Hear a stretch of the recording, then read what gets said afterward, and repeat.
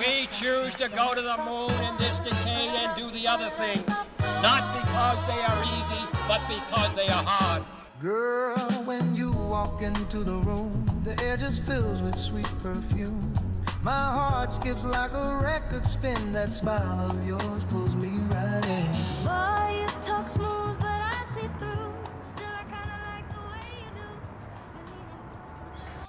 do. Before we start, I would like to present you with a Bible verse.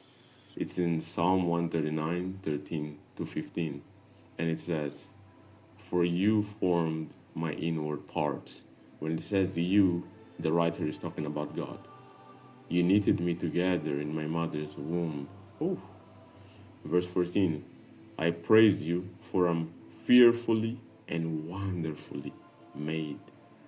Wonderful are your works." Wow.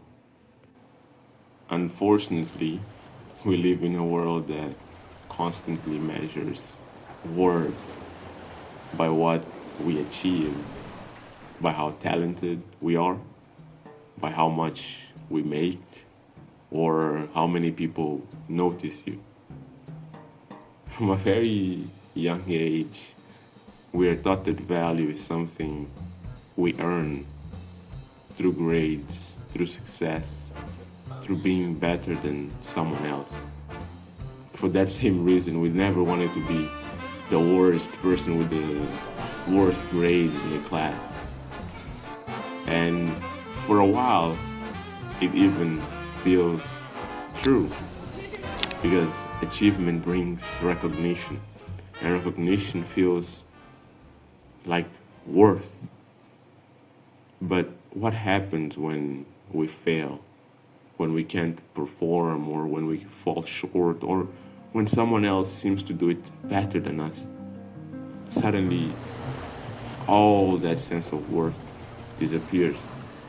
Like it was never really yours, just borrowed for a while.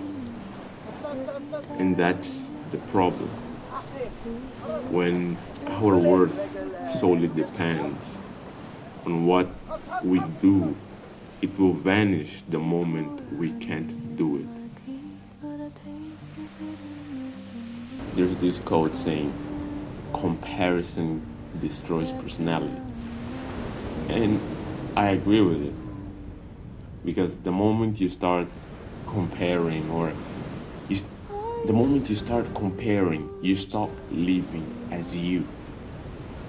You begin to copy, to chase, to measure yourself by a ruler that was never made for you. And in doing that, you lose the unique reflection of who you are.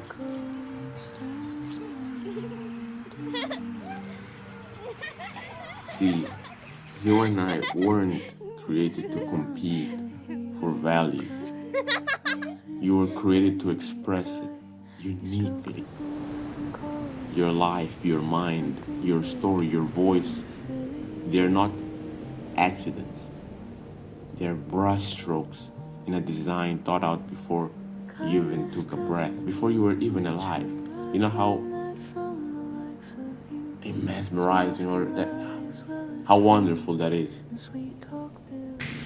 It is perfect. One of the most powerful words in the Greek language. I sometimes say it is completely complete. It is perfectly perfect. Jesus was wounded that we might be healed. Jesus died our death that we might share his life. Jesus endured our curse that we might receive the blessing. The truth is, your worth isn't found in your performance. Completely complete. It is perfectly perfect. Nothing needs to be added, and nothing can ever be taken away from what Jesus accomplished by his sacrifice on the cross. You and I are crafted by God. The same God who placed the stars in their place is the same God who took his time to make you and I.